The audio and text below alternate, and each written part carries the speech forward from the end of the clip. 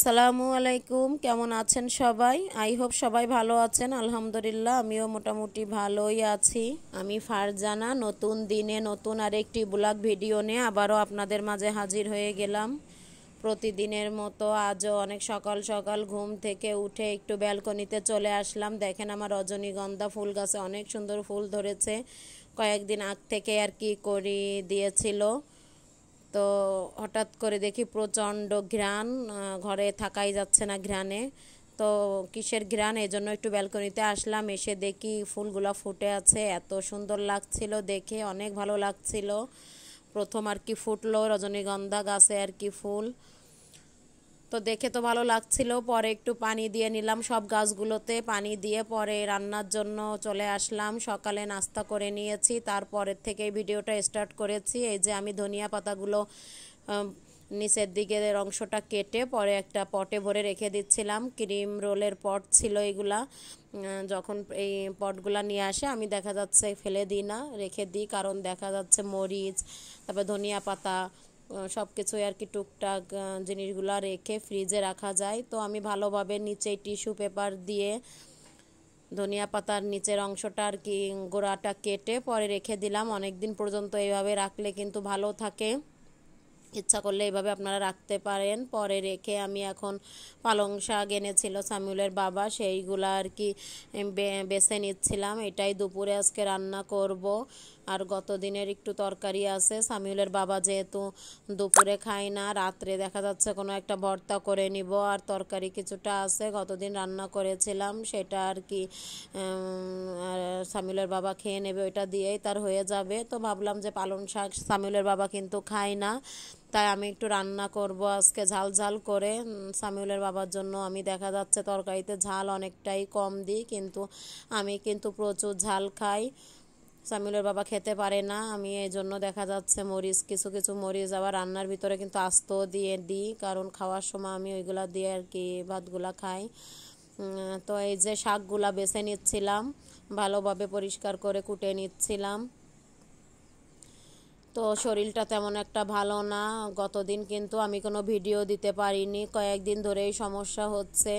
মাঝে ছেলের স্কুলে খেলা ছিল, সেইগুলা আর কি অনেক ব্যস্ত ছিলাম খেলাতে। ওইখানে সকালে দেখা যাচ্ছে যে না যাইতে চাইলেও ছেলের জন্য যাওয়া লাগে, ছোট তো বোঝে না।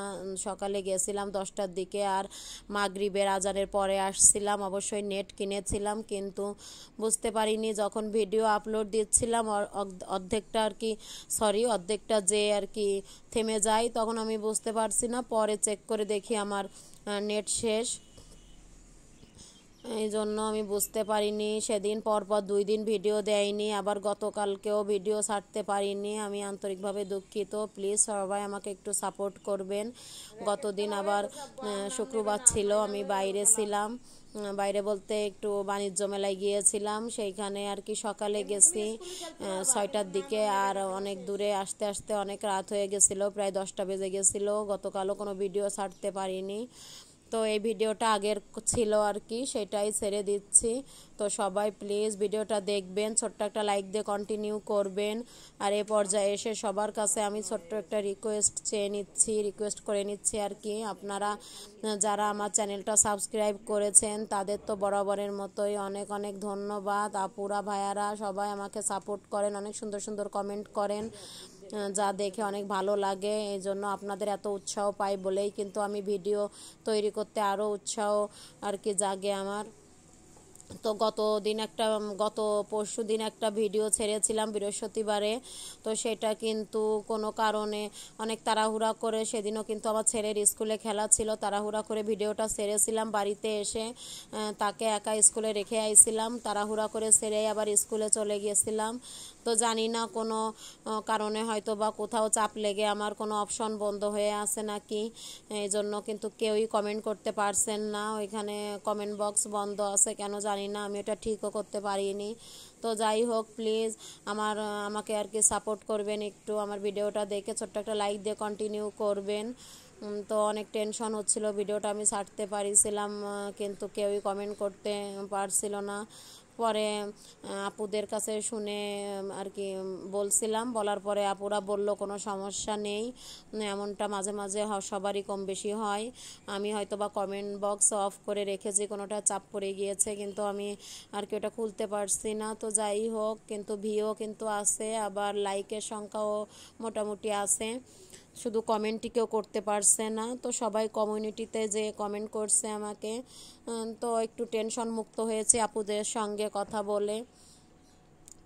আর গতকাল তো ছাড়তে পারিনি কোনো ভিডিও, কারণ সারাদিন বাইরে ছিলাম। রাত্রে থেকে দেখি যে প্রচণ্ড মাথা ব্যথা, কারণ হেজাব মাস্ক সবগুলো মানে পরেছিলাম আমি, বাইরে গেলে সবসময় তো পরি এইগুলা, এই জন্য প্রচণ্ড মাথা আর কি ব্যথা। এখন মাথায় এত জ্বালা করছিল, কোনো ভিডিও ছিল না, গতকালকের ভিডিওটা এডিটও করতে পারিনি, তো আগের এই ভিডিওটা এডিট করা ছিল, তো ভাবলাম এটাই ছেড়ে দিই। তো এই যে আমি পালং শাকটা আজকে দেখতেই পেলেন অনেক ঝাল দিয়ে রান্না করে নিচ্ছিলাম, কারণ সামিউলের বাবা যেহেতু খাবে না, ইচ্ছা মতো ঝাল দিয়ে রান্না করছি। আর আজকে কিন্তু আমি এর ভিতর কোনো মাছ দিব না, বলতে পারেন নিরামিষের মতোই রান্না করছি। আলু দিয়েছি, টমেটো দিয়েছি, ধনিয়া পাতা দিয়েছি, তো কোনো আর কি মাছ দিব না, মাছ ছাড়াই খাবো, কারণ আমি তো মাছ ছাড়া বলেছিলাম একটা ভিডিওতে ভালোই লাগে না। তো ভাবলাম যে মাছ ছাড়া আজকে একটু খেয়ে দেখি।